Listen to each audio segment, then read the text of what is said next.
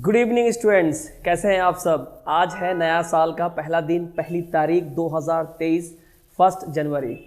और सरप्राइजिंग, मैं फिर भी यहाँ कैमरे के सामने आपके लिए क्लास बना रहा हूँ, क्योंकि मुझे पता है कि अभी और भी एग्ज़ाम्स आ रहे हैं और KVS की एग्ज़ाम्स भी होने वाली है। WBSSC अपर प्राइमरी की अभी तक नोटिफिकेशन आई नहीं है, लेकिन जैसा रिलायबल सोर्सेज से पता चला है कि जिस तरह से WB टेट की नोटिफिकेशन आई थी, इसकी नोटिफिकेशन भी बहुत जल्दी आ रही है। और शायद उस वक्त, चूँकि 2023 में अभी आप पकड़ लीजिए मार्च अप्रैल के महीने में पंचायत का इलेक्शन होने वाला है बंगाल में, तो ज़्यादा समय नहीं मिलेगा जब आप नोटिफिकेशन यानी जो रजिस्ट्रेशन है वो फिलअप करने के बाद ज़्यादा आपको पढ़ने का शायद 1 से 1.5 महीने ही पढ़ने का समय मिलेगा। इसलिए हमने इसका कोर्स पहले ही लॉन्च कर दिया है अपने काबिल अकेडमी ऐप पे, और यूट्यूब पे भी इसकी पढ़ाई हो रही है। खैर, KVS और सीटेट सेकेंड पेपर की परीक्षा होने वाली है और सामने परीक्षा बहुत सारी आने वाली है। तो KVS की परीक्षा की तैयारी भी होगी, जहाँ पे हिस्ट्री का पार्ट है, सोशल स्टडीज़ का पार्ट है, ज्योग्राफी है, हिस्ट्री है, पोल साइंस है और EVS है। EVS जो मैंने WB टेट की परीक्षा में जो मैंने करा दी थी, 26 वीडियो अवेलेबल है, हमारे ऐप पे भी अवेलेबल है, WB टेट के कोर्स में यूट्यूब पे भी अवेलेबल है। तो कहीं से भी जाके पढ़े, उसके बाहर कोई नहीं है, वो अल्टीमेट है। तो बहुत सारे स्टूडेंट्स की रिक्वेस्ट आई थी कि सर KVS की और सीटेट की सेकंड पेपर की सोशल स्टडी जो हिस्ट्री और ज्योग्राफी पार्ट है वो हमें करा दीजिए। थ्योरी तो पढ़ने का समय है नहीं, तो हमने सोचा क्यों ना थ्योरी और MCQ दोनों का ही मज़ा आ जाए और इस सीरीज़ को शुरू किया जाए, शायद कुछ हेल्प हो जाए। और ऐसे भी हम लोग क्वेश्चंस बहुत ही चुन चुन कर लाते हैं।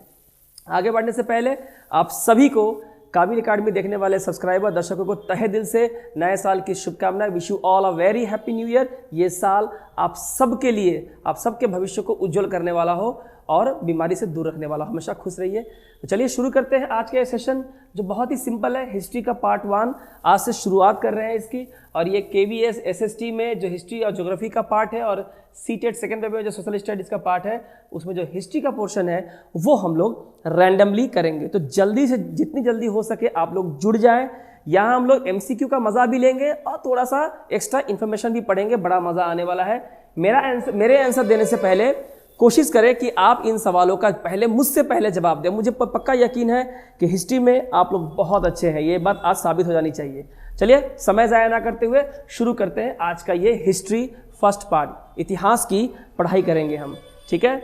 चलिए, तो पहला सवाल देखिए आपके सामने है और कोशिश करें इसका जवाब देने का कि on the suggestion of Rabindranath Tagore the date of partition of Bengal October 16, 1905 was celebrated as, यानी 16 अक्टूबर 1905 को बंगाल का जो विभाजन हुआ था, ये जो पार्टीशन है बंगाल के विभाजन को, किस रविंद्रनाथ टैगोर के सजेशन पे इस दिन को किस तरह से सेलिब्रेट करने का उन्होंने सुझाव दिया रविंद्रनाथ टैगोर ने।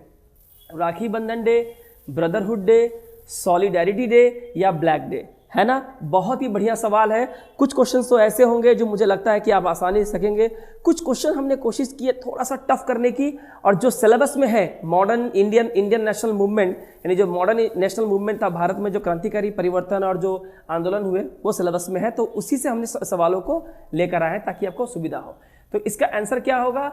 इसका सही आंसर होगा राखी बंधन डे, ठीक है। इसका हमारा सही आंसर क्या होगा? इसका हमारा सही आंसर होगा राखी बंधन डे, क्योंकि जब बंगाल 16 अक्टूबर 1905 को जब ये डिवाइड हुआ था लॉर्ड कर्जन के द्वारा, the whole of Bengal observe the day as national mourning day, यानी कि राष्ट्रीय शोक दिवस के रूप में इसको मनाया था। और on the day of division, यानी कि जिस दिन डिवीजन था, हिंदू और मुस्लिम ने अपनी एकता को दिखाने के लिए एक दूसरे को राखी उनके हाथों में, एक दूसरे के हाथों में बांधी थी, जो रविंद्रनाथ टैगोर के कहने पे किया गया था।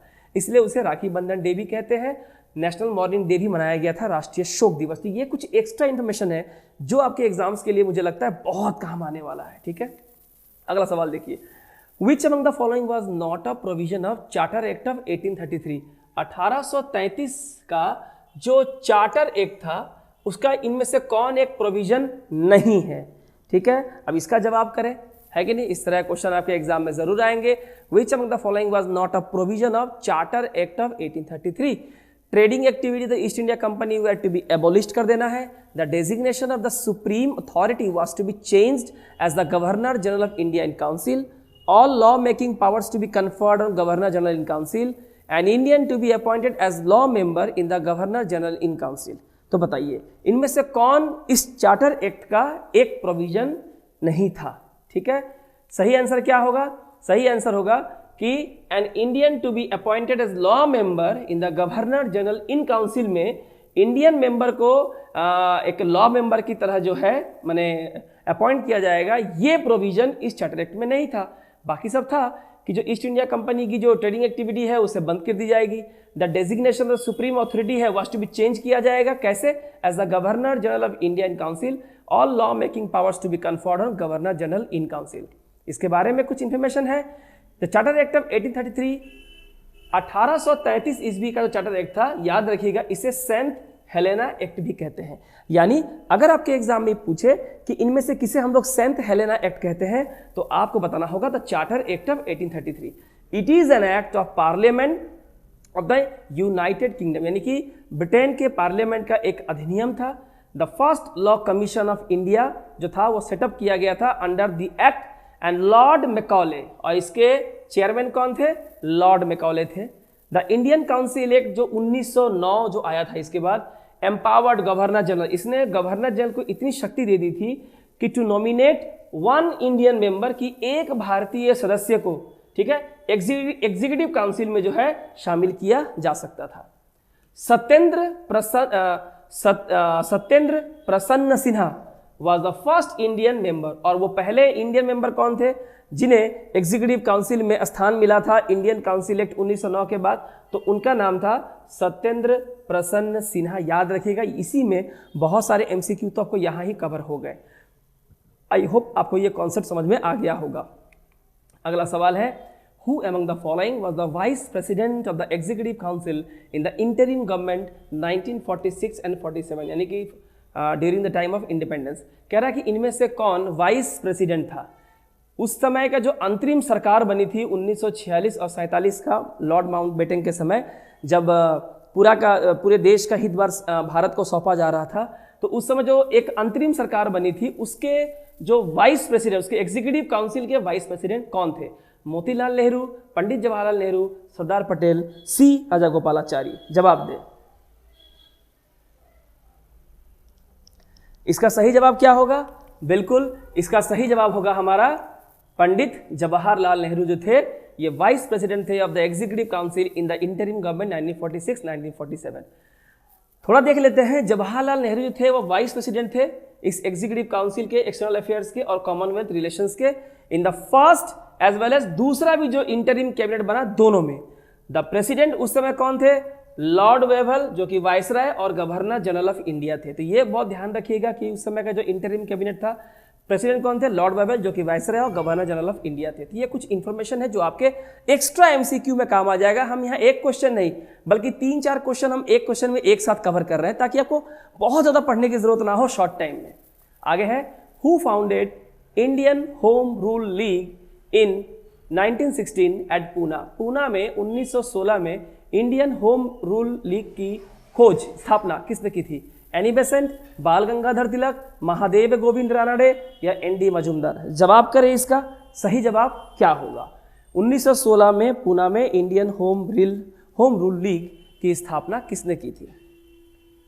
इसका सही जवाब क्या होगा? इसका सही जवाब होगा बाल गंगाधर तिलक। तो इसके बारे में देख लेते हैं कि the Indian home rule league जो है वो उसकी स्थापना की गई थी बाल गंगाधर तिलक के द्वारा अप्रैल 1916 में। कहाँ पे? पूना में। और इसका जो काम करने का जो ऑपरेशन था वो कहाँ तक सीमित था? टू महाराष्ट्र, कर्नाटका, बिहार और सेंट्रल प्रोविंस यानी मध्य भारत में। ठीक है, आगे है, the national Indian association was founded by हुम इन 1867। कह रहा है कि जो राष्ट्रीय भारतीय जो संस्था है, जो एसोसिएशन है, संगठन है, the national Indian association was founded by हुम इन 1867। बताएं इसका आंसर क्या होगा? दादा भाई नौरोजी जिन्होंने ड्रेन ऑफ वेल्थ थ्योरी उन्होंने दिया था, Mary Carpenter, Surendranath Banerjee, S N. Banerjee कहते हैं, या सी.पी. मुडलियर? इसका जवाब दे, क्या होगा सही जवाब? The national Indian association was founded by हुम इन 1867। आई होप आप लोगों ने आंसर कर लिया होगा। इसका सही आंसर क्या होगा? इसका सही आंसर होगा मेरी कारपेंटर। क्या होगा? मेरी carpenter. The national Indian association was founded in 1867 में बाई मेरी कारपेंटर, हाँ, द फेमस बायोग्राफर, जिन्होंने किसकी जीवनी लिखी थी?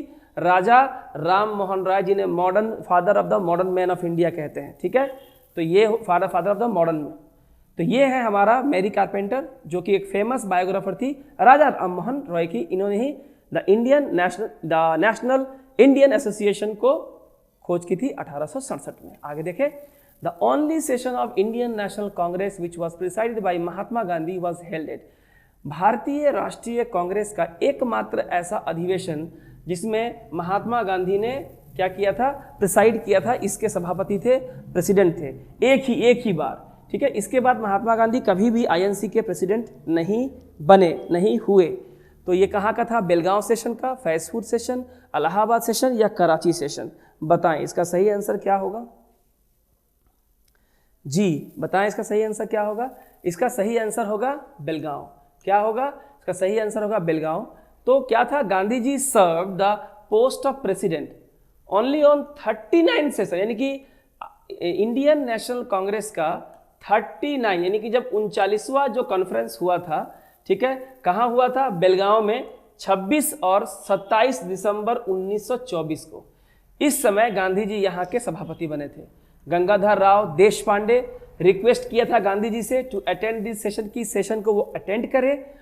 मेमोरियल कॉल्ड वीर सौध्य, ठीक है, was built to commemorate the 1924 Belgaum session. और 1924 के बेलगांव सेशन को कमेमोरेट करने के लिए एक मेमोरियल जो है बनाया गया, इसका नाम है वीर सौध्य। इसी समय तो याद रखिएगा, बहुत ही इंपॉर्टेंट है। अगला सवाल है, which of the following prove to be Dalhousie's worst political blunder. Dalhousie तो आपको पता है बहुत ही इनफेमस। तो इन्होंने इनका सबसे जो राजनीतिक भूल थी, सबसे बड़ी राजनीतिक भूल जो इन्होंने अपने कार्यकाल के समय में की, वो क्या है? Annexation of Punjab. आपको पता ही है the doctrine of left policy यही लेके आए थे कि अगर किसी प्रिंसली स्टेट्स का अगर कोई नेचुरल ईयर यानी प्राकृतिक उत्तराधिकारी नहीं है, इनका अपना अगर संतान नहीं है, पुत्र नहीं है, तो उसके राज्य को ब्रिटिश राज्य में एनेक्स कर लिया जाएगा। ठीक है, तो annexation of Punjab, occupation of lower Burma, abolition of the doctrine of left या एनेक्सेशन ऑफ औध। तो इनमें से कौन डलहौजी का सबसे बुरा राजनीतिक भूल था? ठीक है, जिसे भारतीय इतिहास में कहा जाता है। तो इसका सही आंसर क्या होगा? जी हाँ, इसका सही आंसर होगा एनेक्सेशन ऑफ औध। यानी औध को जो उन्होंने अपने राज्य में जो मिलाने का फैसला किया था, ये उसकी सबसे बड़ी राजनीतिक भूल थी, जिसको अंग्रेजों को ऐसा खामियाजा भुगतना पड़ा था। इसके बारे में थोड़ा जान लेते हैं। थोड़ा सा आपको हैजी दिख रहा होगा। देखिए 1856 में, मैं लिख देता हूँ यहाँ पे, 1856 में lord Dalhousie annexed Awadh on the grounds of maladministration, कि भाई इसकी जो शासन प्रणाली है ना, वो ठीक ठाक नहीं है, राजा इसको ठीक ठाक से देख नहीं रहा है। नवाब वाजद अली शाह, याद रखिएगा, Nawab Wajid Ali Shah was sent to Calcutta. इन्हें कलकत्ता भेज दिया गया एनेक्स करके, और 12 लाख का पेंशन इनको पर ईयर दिया गया। इससे हुआ क्या? हजारों दरबारीगण, वहाँ के जो सेवक थे, अधिकारी थे और जितने भी सैनिक थे, सब के सब क्या हो गए? बेघर हो गए, बेरोजगार हो गए। और the jagirs of about 21,000 Talukdar, और 21,000 से भी अधिक तालुकदार की जो प्रॉपर्टीज थी, वो अंग्रेजों ने उनसे ले ली। इसका परिणाम क्या हुआ कि लोगों में बहुत जल्दी ब्रिटिश के अवध में जितने भी उनकी जनता थी, उनके मन में अंग्रेजों के खिलाफ बहुत ज़्यादा असंतोष फैल गया कि एक तो इन्होंने डॉक्ट्रिनल लेफ्ट पॉलिसी लाई, जहाँ पे अगर प्राकृतिक संतान ना हो तो वो राज्य को अपने राज्य में मिला लेते हैं, इसके लिए भले ही युद्ध करके राजा को मारना ही क्यों ना पड़े, है नहीं। और दूसरा, अवध को इसलिए इस बहाने से ले लिया कि भाई उसकी शासन प्रणाली सही नहीं है, मेल एडमिनिस्ट्रेशन हो रहा है। इससे अवध की जनता में बहुत ज़्यादा आक्रोश और गुस्सा था, और ये गुस्सा पूरे भारत में धीरे धीरे अलग अलग प्रिंसली स्टेट्स तक फैला। ठीक है, तो ये एक बहुत बड़ा पॉलिटिकल ब्लंडर था डलहौजी का। आगे है the leader of the revolt of 1857 इन बिहार, यानी कि आप जानते हैं 1857 का the first war of independence या द सिपाही म्यूटिनी, बहुत नाम से पुकारते हैं। तो अलग अलग जगहों पे ये जो विद्रोह है अलग अलग जगह पे फैला।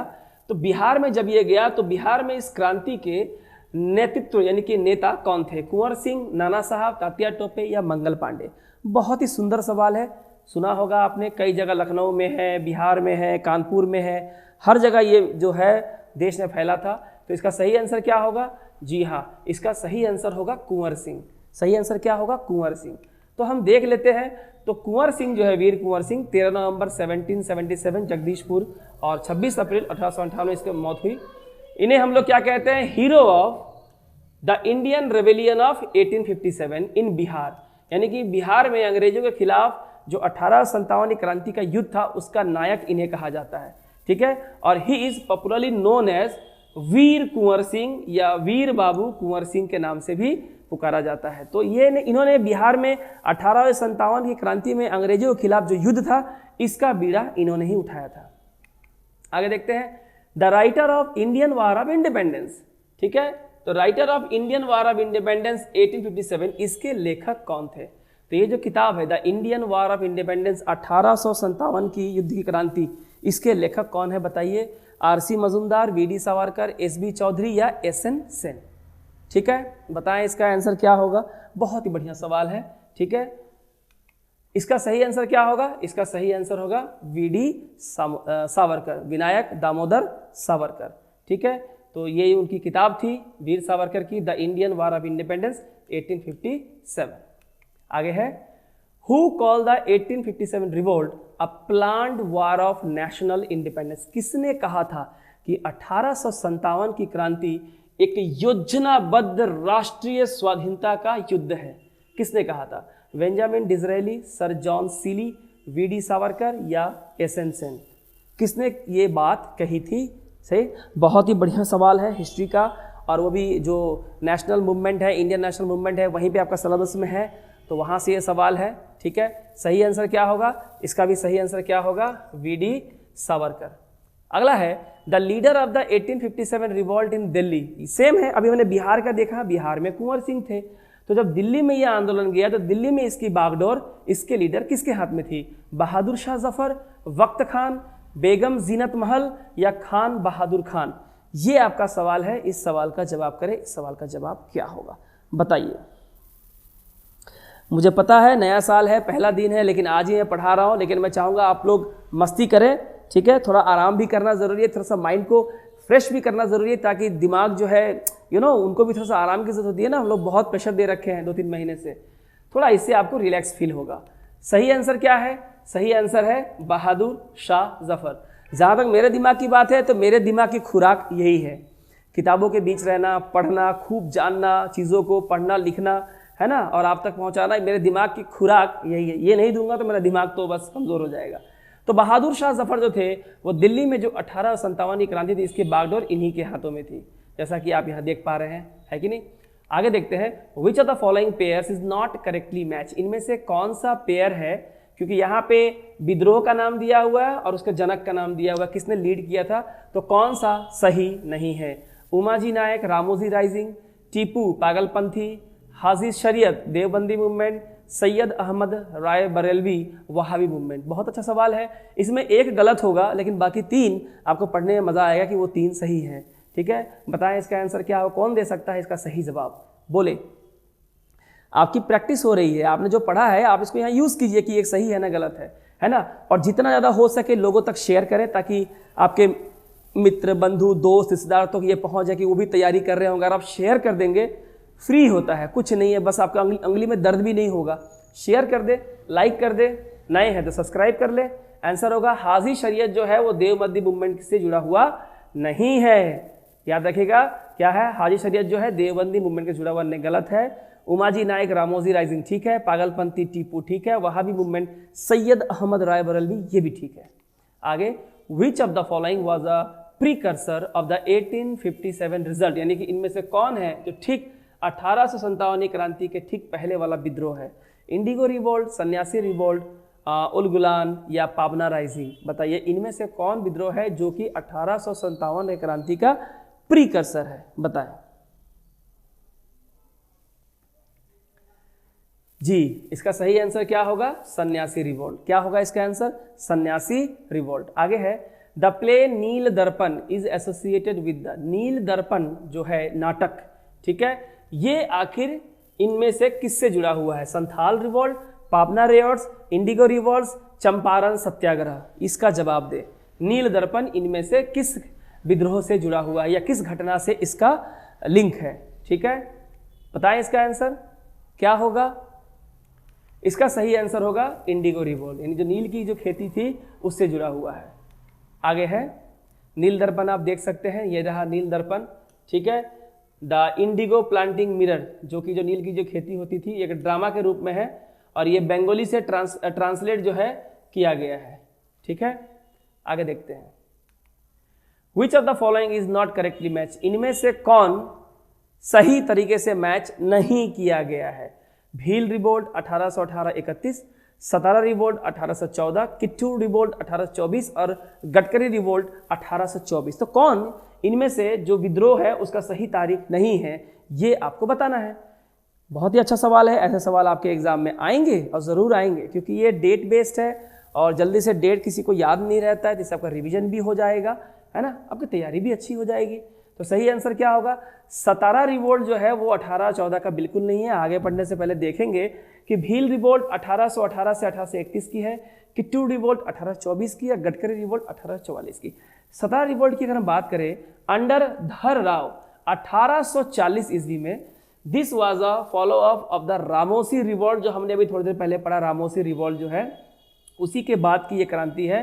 Because the ruler of Satara Pratap Singh was deposed by the British, क्योंकि सतारा के जो राजा थे, शासक थे, क्या नाम था? प्रताप सिंह, उनको उनकी गद्दी से अंग्रेजों ने हटा दिया था, और इसी के खिलाफ सतारा में बहुत बड़ा पंगा विद्रोह हो गया था अंग्रेजों के खिलाफ, ठीक है।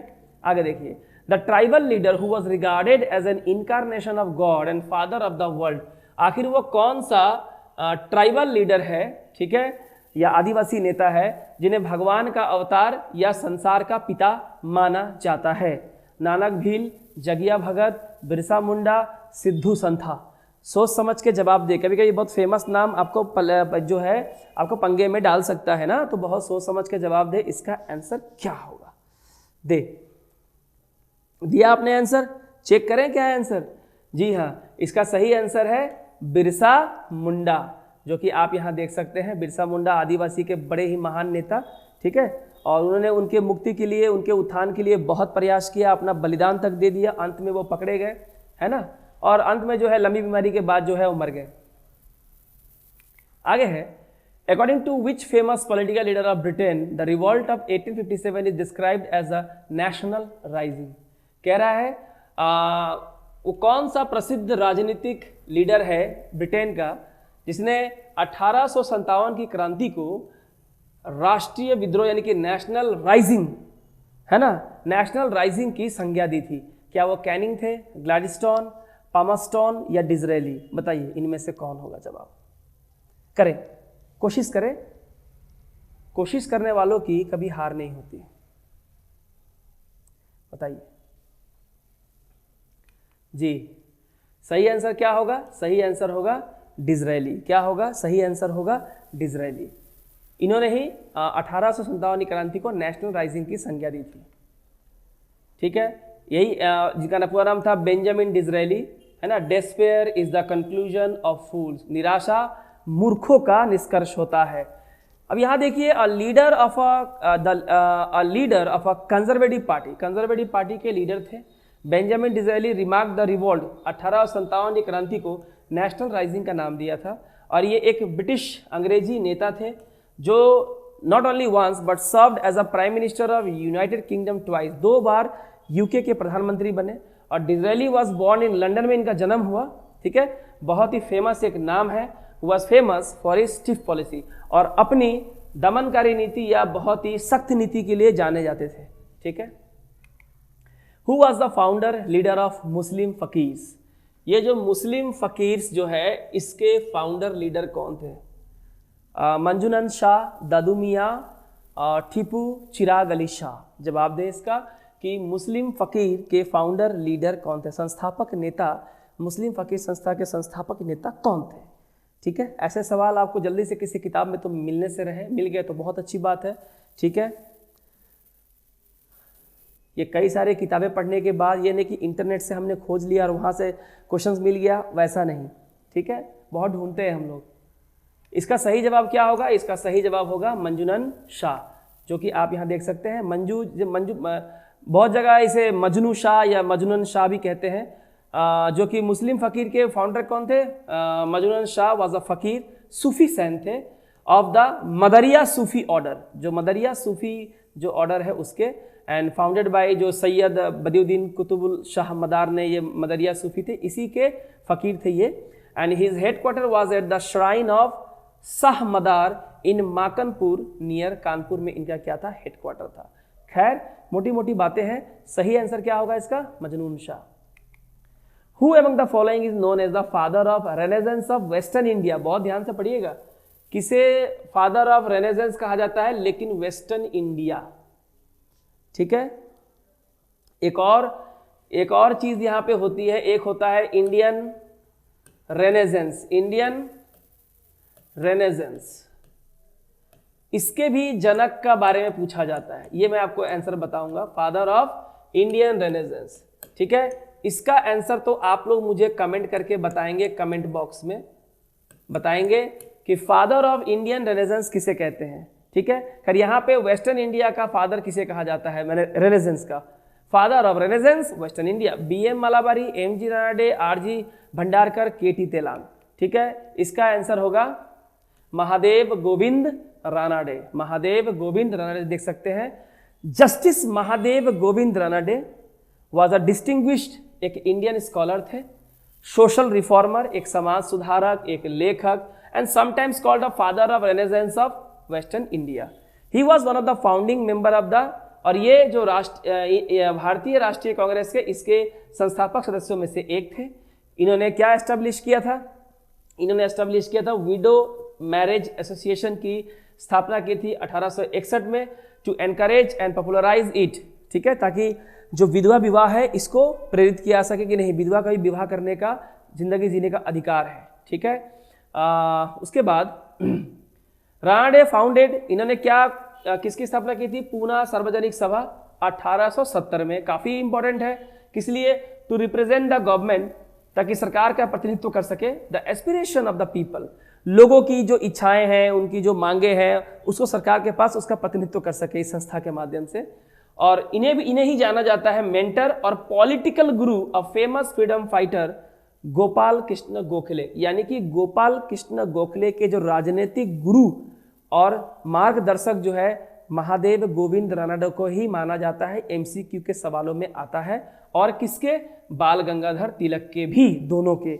He was against caste system, जात पात के प्रथा के खिलाफ, अछूत के प्रथा के खिलाफ थे, ये नहीं मानते थे, and was a strong supporter of window remarriage, और विधवा विवाह के बहुत घोर समर्थक थे, ठीक है। तो एक बहुत बड़े समाज सुधारक थे। तो आप मुझे जवाब देंगे कि फादर ऑफ इंडियन रेनेजेंस किसे कहते हैं, कमेंट बॉक्स में जानना चाहता हूं कौन मुझे जवाब दे सकता है, फादर ऑफ इंडियन रेनेजेंस। ये थे father of the renaissance of western India. आगे है, who is known as the Hindu Luther of northern India during 19th century, यानी कि 19वीं शताब्दी के दौरान किसे कहा जाता था, Hindu Luther of northern India. Dayanand Saraswati, Ishwar Chandra Vidyasagar, Radhakant Dev और केशव चंद्र सेन। इस सवाल का जवाब दे, क्या होगा सवाल का जवाब, बोले। बढ़िया सवाल है, ठीक है, बढ़िया है, सवाल आ सकते हैं ऐसे आपके एग्जाम में, आप किसी भी चीज़ को अंडर एस्टिमेट नहीं कर सकते हैं। हम बेहतरीन चीज़ लाएंगे आपके लिए, 1 महीने में ही पूरे MCQ के जरिए पूरा सिलेबस खत्म कर देंगे आपका KVS का, देखते देखते खत्म हो जाएगा। बस अगर ये वीडियो देखा है तो ये पहली वीडियो है KVS की, इसके पहले भी KVS की 2 वीडियो मैंने लॉन्च की थी, जो कि पिछले ईयर्स के जो 30 नंबर के सवाल जो आते हैं जनरल सब्जेक्ट के, रीजनिंग, इंग्लिश वगैरह वगैरह, हिंदी, वो मैंने 2 पेपर करवा दिए थे। उसके बाद ये पहला कंटिन्यू क्लास, ये क्लास सब कंटिन्यू चलता रहेगा। इसका सही आंसर क्या होगा, ईश्वर चंद्र विद्यासागर। क्या है, ईश्वर चंद्र विद्यासागर। देखिए ईश्वर चंद्र जो है डेवलप द, इन्होंने मॉडर्न बंगाली अल्फाबेट, जिसे हम लोग वर्णमाला कहते हैं, इसको डेवलप किया था, and also introduce the use of punctuation marks in Bangla भाषा। और बांग्ला भाषा में जो मात्राओं का जो इस्तेमाल होता है, आकार, हर्षिकार, दीर्घिकार, इसका उन्होंने शुरू किया था। और Vyakaran Kaumudi was the first grammar book of Bangla, Bangla का पहला जो बुक था वो था व्याकरण कौमुदी इन बांग्ला भाषा में, कंपाइल्ड बाय हिम, इन्होंने ही कंपाइल किया था, based upon Sanskrit language and other available resources. तो उनके पास जितने भी संस्कृत के या दूसरे भाषाओं के जो किताबें थी, वहीं से उन्होंने इसको तैयार करा। ईश्वर Chandra Vidyasagar was a great 19वीं सेंचुरी के वो क्या थे, 19वीं शताब्दी के बंगाली दार्शनिक, समाज सुधारक, लेखक और एक फिलांथ्रोपिस्ट थे, जिनके आइडियाज जो हैं remain relevant even in modern India. आज भी आधुनिक काल में इनके विचार उतने ही माने प्रैक्टिकल हैं जितने उस समय थे। उन्होंने he had devoted his life to improving the status of Hindu widows and encouraging remarriage. और उन्होंने अपना पूरा जीवन शिक्षा के लिए और हिंदू जो विधवा है उनके पुनर्विवाह के लिए समर्पित कर दिया था। तो बहुत बड़े समाज सुधारक थे। ठीक है, आगे है who inspired the young Bengal movement in the 19वीं सेंचुरी। तो कह रहा है कि किसने यंग बंगाल मूवमेंट जो है 19वीं शताब्दी में इसकी शुरुआत की थी, इसकी प्रेरणा दी थी। रामतानु लाहिरी, हेनरी विवियन दरेजियो, रसिक कुमार मल्लिक या पियारे चंद मित्रा। ठीक है, इसका जवाब करें, इसका जवाब क्या होगा? बहुत ही इंपॉर्टेंट सवाल है कि who inspired the young Bengal movement in the 19वीं सेंचुरी। करें, क्या होगा इसका जवाब? फटाफट जवाब करें इसका। जी, इसका सही होगा HB दरेजियो यानी कि हेनरी विवियन दरेजियो। जैसा कि आप देख सकते हैं इनके ऊपर स्टाम्प भी है ना, Henry Louis Vivian Derozio. The young Bengal movement was started by, इनके द्वारा स्टार्ट किया गया था। हु हैड, जो कलकत्ता में आए थे 1826 को। ठीक है, and was appointed in the Hindu college. कैसे अपॉइंट हुए थे? As a teacher of English literature, अंग्रेजी साहित्य के और इतिहास के शिक्षक के रूप में इनकी अपॉइंटमेंट हुई थी। The young Bengal was a क्या था? कुछ नहीं था। यंग बंगाल जो था ना, ये वहां के जो बंगाली फ्री थिंकर थे, जो हिंदी कॉलेज से पढ़ के निकले थे और मुक्त विचार के थे, रूढ़िवादी अंधविश्वास को मानने वाले नहीं थे, सही गलत का फर्क जानते थे, समाज में क्या सही और क्या गलत है इस तरह के विचार रखने वाले थे। ऐसे बंगाली फ्री थिंकर का एक ग्रुप था जिसे यंग बंगाल मूवमेंट के नाम से जाना जाता है, जिसके इंस्पिरेशन इन्हीं से मिली थी। यही थे आपके हिंदू कॉलेज में इंग्लिश लिटरेचर और हिस्ट्री के teacher. Who is regarded as a father of the modern India. कह रहा है फादर ऑफ मॉडर्न इंडिया, आधुनिक भारत के जनक किसे कहा जाता है? ये तो उन्हीं को कहा जाएगा जिनकी सोच भले ही उस शताब्दी में रही हो, लेकिन सोच आज के जैसी थी कि क्या सही है क्या गलत है, विधवा विवाह सही है, सती प्रथा गलत है, वेस्टर्न एजुकेशन जरूरी है, आप शिक्षा प्राप्त करें, है ना, पॉलिटिक्स में हिस्सा लें, सही और गलत की पहचान करें, है ना। तो कौन था? MG रानाडे, महात्मा गांधी, केशव चंद्र सेन, राम मोहन राय। मुझे पता है आप में से हर एक कोई इस सवाल का जवाब दे देगा, और यही तो अच्छी खूबसूरती है आपकी कि आप लोग पढ़ रहे हैं, है कि नहीं। सही आंसर क्या होगा? सही आंसर होगा राम मोहन रॉय, है कि नहीं। फादर ऑफ मॉडर्न इंडिया राजा राम मोहन राय। कुछ बातें हैं इनके बारे में जान लेते हैं ना, क्या प्रॉब्लम है। गोपाल कृष्ण गोखले को कहा जाता है राजा राम मोहन राय, फादर ऑफ मॉडर्न इंडिया। 1828 में रॉय सेटअप द ब्रह्मो समाज, इन्होंने ही 1828 में ब्रह्मो समाज की स्थापना की थी, जो कि एक सुधारवादी आंदोलन था हिंदू धर्म का, that aimed at fighting social evil that were relevant to society. और इस समाज का उद्देश्य ये था कि हिंदू समाज में जो कुरीतियां, बुराइयां, अंधविश्वास जो फैला हुआ है, जिसमें मूर्ति पूजन ले लीजिए, कास्ट प्रथा ले लीजिए, अनटचेबिलिटी ले लीजिए, विधवा विवाह नहीं होने देना, सती प्रथा, है ना, वेस्टर्न एजुकेशन से दूर रहना, कई तरह के आइडल जो वर्शिप है, ये जो कुरीतियां और बुराइयां थी, इनको सुधारना, इनको ठीक करना। ठीक है, उन्होंने क्या किया था? इन्होंने विरोध किया था सुपरस्टिशियस प्रैक्टिस, अंधविश्वास वाले कोई भी काम, है ना, कोई भी रीति रिवाज, जैसे कि सती प्रथा, पोलीगामी, एक से अधिक पत्नी रखना, बाल विवाह, है ना, and the rigidity of the caste system, और जो जात प्रथा का जो बहुत ही कठोर नियम था यहाँ पे ब्राह्मण, क्षत्रिय, वैश्य और शूद्र का, और इसको जो जिस तरह समाज में इसका पालन होता था अछूत बोल के, इसके खिलाफ उन्होंने लड़ा। And sought property inheritance rights for women. और सोचिए राजा राम मोहन राय, कब की बात है? 1828 ईस्वी की, जब उन्होंने समाज का स्थापना किया था, तब उन्होंने ये बात कही थी कि पिता की संपत्ति में उसकी कन्या, उसकी बेटी का भी अधिकार होता है। सोचिए ये कब की बात है, और शायद अब जाके सुप्रीम कोर्ट ने इस चीज को लागू किया है कि हाँ, जो बेटियां हैं उनका भी अधिकार इसमें होता है। ये कब की सोच है? सोचिए क्या सोच थी इनकी, किस तरह के, इसी तो इन्हें मॉडर्न में फादर ऑफ मॉडर्न इंडिया कहा जाता है। The governor of Bengal presidency, जो उस समय थे lord William Bentinck, formally banned the practice on December 4 in the year 1829, और औपचारिक तौर पे उन्होंने ये सती प्रथा 4 दिसंबर 1829 के राजा राम मोहन राय के अथक प्रयास के द्वारा जो है इसे बैंड कर दिया गया कि सती प्रथा नहीं चलेगा। Raja Ram Mohan Roy started the first Bengali language weekly newspaper and also the first newspaper in an Indian language. Raja Ram Mohan Roy ने ही पहला बंगाली पत्रिका अखबार और पहला अखबार भारतीय भाषा में इन्होंने ही लॉन्च किया था। इनकी एक अखबार है, नाम है संवाद कौमुदी, याद रखिएगा ये एग्जाम में आता है। राजा राम मोहन राय संवाद कौमुदी, इन्होंने लोग काफी मदद की, है ना, form an opinion about the issues affecting their daily life in British India, कि अंग्रेजों के भारत में जिस तरह से उनका जीवन, उनके विचार प्रभावित हो रहे हैं, ठीक है, इसके बारे में लोगों को एक राय बनाने में मदद करी इस अखबार ने, है ना। तो ये बहुत ही इंपॉर्टेंट है। और 1822 ईस्वी की हम बात करें तो रॉय पब्लिश द जर्नल मीरतुल अखबार इन पर्शियन, और 1822 में राजा राम मोहन राय ने ही यहाँ पे उन्होंने क्या पब्लिश किया, एक जर्नल पब्लिश किया, इसका नाम है मीरतुल अखबार, और इसे पर्शियन भाषा में जो है इसको लॉन्च किया, जिसे आज में ईरान कहते हैं, ईरानियन भाषा कहते हैं, ठीक है। तो ये कुछ छोटी छोटी लेकिन मोटी मोटी बातें हैं जो आपके एग्जाम में बहुत काम आ सकती हैं, ठीक है। आगे देखते हैं। Who is known as mother of Indian revolution, यानी भारतीय जो क्रांति है इसकी जनक यानी कि मदर किसे कहा जाता है, मदर ऑफ इंडियन रेवोल्यूशन किसे कहा जाता है? रमाबाई, मैडम भिकाजी कामा, एनी बेसेंट, सरोजिनी नायडू। चारों ही क्या नाम है ना, गजब के नाम है, गजब की लीडर, गजब का साहस इनके अंदर। बताएं इसका जवाब क्या होगा जी? इसका सही जवाब होगा मैडम भिकाजी कामा, ठीक है। देख सकते हैं मदर ऑफ इंडियन रेवोल्यूशन, एक टाइम्स ऑफ इंडिया का ये उनका क्रेडिट है कि उनके वहाँ से मैंने लिया है, ठीक है। तो mother of Indian revolution, Indian independence activity Bhikaji Cama, जिनका जन्म 24 सितंबर 1961 ईस्वी को हुआ था।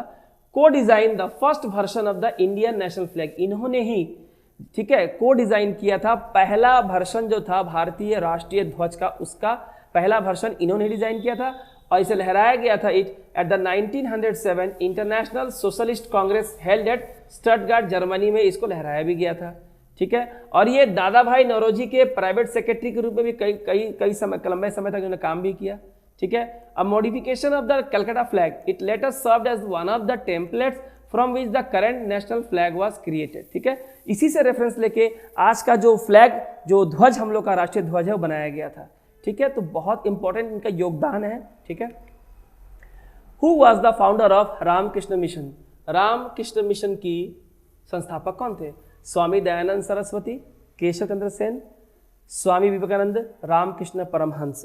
बताइए, बहुत ही इंपॉर्टेंट सवाल है और बहुत लोग इसमें आज भी कंफ्यूज होते हैं। नाम है रामकृष्ण मिशन, ठीक है। सही आंसर इसका क्या होगा? आंसर दे आप लोग जल्दी से, सही आंसर क्या होगा इसका? जी हाँ, इसका सही आंसर होगा स्वामी विवेकानंद। क्योंकि रामकृष्ण मिशन है, इसका तो ये नहीं कि रामकृष्ण मिशन रामकृष्ण परमहंस ने किया था, नहीं, उनके लिए ही था, लेकिन उनका इसमें कोई भी रोल नहीं था, लेकिन उन्हीं के लिए था। स्वामी विवेकानंद जो थे इसके संस्थापक थे। जैसा कि आप यहाँ देख सकते हैं, ये है वो सोसाइटी जो इसे कहते हैं रामकृष्ण मिशन कहते हैं। और यहाँ देखिए, रामकृष्ण मिशन जो है was founded by Swami Vivekananda इन 1897 की स्थापना हुई थी विथ टू फोल्ड पर्पस, दो इसके उद्देश्य थे। नेमली पहला था to spread the teachings of Vedanta as embodied in the life of the Hindu saint Ramakrishna, जो हिंदू भगवान थे रामकृष्ण परमहंस, उनके जीवन का जो आदर्श था उसको लोगों तक पहुंचाना। और दूसरा था to improve the social condition of the Indian people, और दूसरा था जो भारतीय लोग हैं उनकी जो सामाजिक अवस्था है उसको बेहतर बनाना। अब सामाजिक अवस्था तो पता है, बहुत सारी कुरीतियाँ, बुराइयाँ, सती सिस्टम, एजुकेटेड ना होना, कास्ट सिस्टम को मानना, आइडल पूजा करना, कई तरह के अंधविश्वास को पालन करना, ये सारी थी जिनके खिलाफ उनके सामाजिक कंडीशंस को बदलने के लिए इसका स्थापना किया गया था। Who established the Vedanta Society, Vedanta Society की स्थापना भैया किसने की थी? केशव चंद्र सेन, देवेंद्र नाथ टैगोर, विवेकानंद या राजा राममोहन राय? जी, जवाब करें इसका सही जवाब क्या होगा?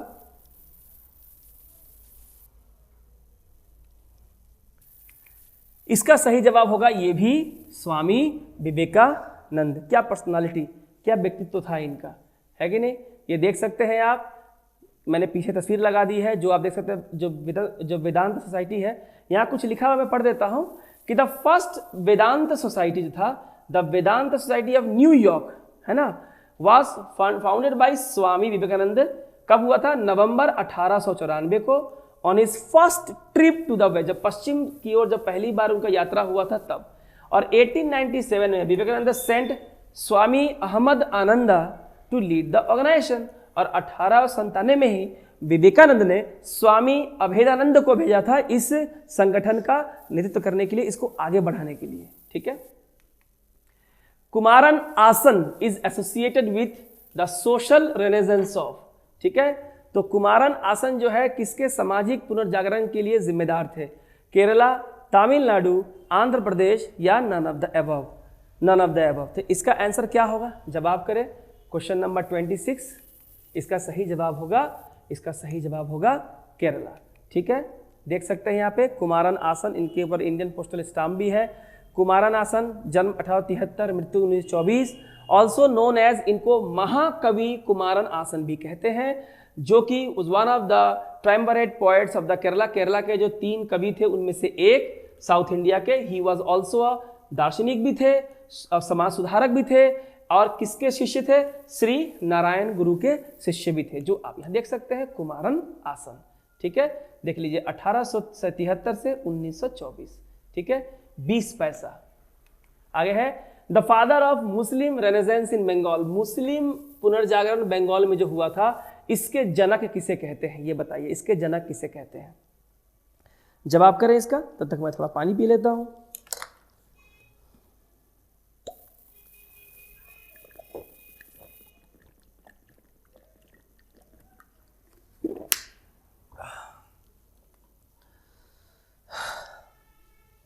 जी, सही आंसर होगा इसका आमिर अली। सही आंसर क्या होगा इसका? आमिर अली।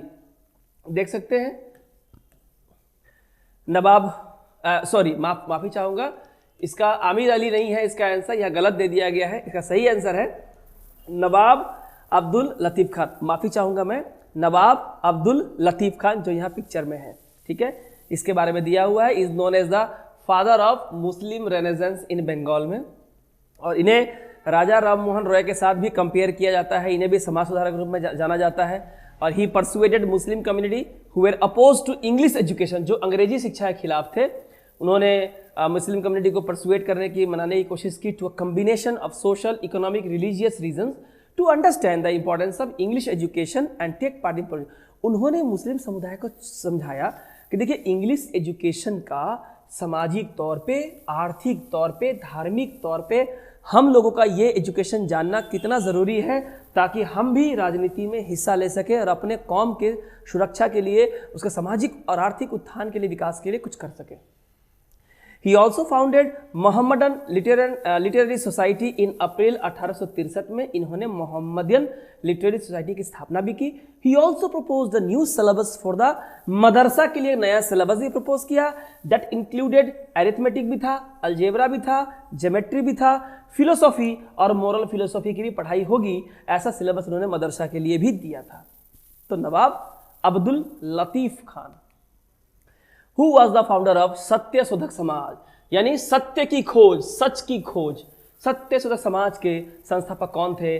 आत्माराम पांडुरंग, गोपाल हरि देशमुख, एम.जी. रानडे, ज्योतिबा फुले। इनमें से कौन सत्य शोधक समाज के संस्थापक थे? जवाब करें। बहुत ही शानदार क्वेश्चन है, मुझे लगता है कमेंट करके आप लोग मुझे बताएं, मुझे बहुत अच्छा लगेगा अगर आप ये वीडियो देख रहे हैं और सही में अगर आपको वीडियो अच्छा लग रहा है। ठीक है, अगर आपको पता है तो आपका रिवीजन हो जाएगा, अगर आपको नहीं पता है तो आपकी अच्छी प्रैक्टिस हो जाएगी, नए क्वेश्चंस आपको मिल जाएंगे जो आने वाले परीक्षा में, क्या पता सवाल यहीं से आ जाए, है ना, कुछ तो कहा नहीं आ सकता। सही आंसर दिया आप लोगों ने, क्या आंसर है? ज्योतिबा फुले। ठीक है, सत्य शोधक समाज की स्थापना ज्योतिबा फुले ने की थी, जैसा कि आप यहाँ देख सकते हैं। और उनके बाद जो है इस संस्था को आगे बढ़ाया उनकी पत्नी सावित्री फुले ने।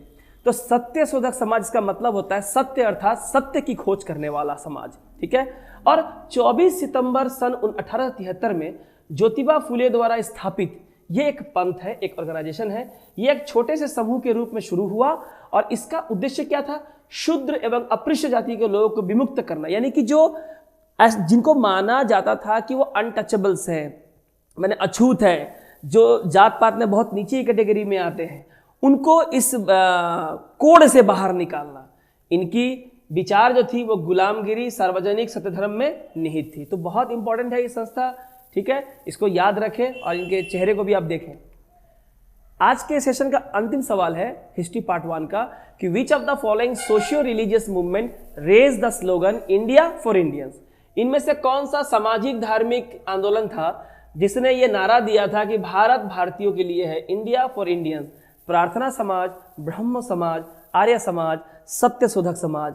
अंतिम सवाल आज के सेशन का, लेकिन मैं बता दूं सेशन से छोड़ने से पहले कि इसके बाद सेशन 2 यानी कि हिस्ट्री का पार्ट 2 मैं लेके आ रहा हूं, जहां और शानदार मैं 30 सवालों को आपके सामने मैं प्रस्तुत करूंगा। ठीक है, सही आंसर क्या होगा? सही आंसर होगा इसका आर्य समाज।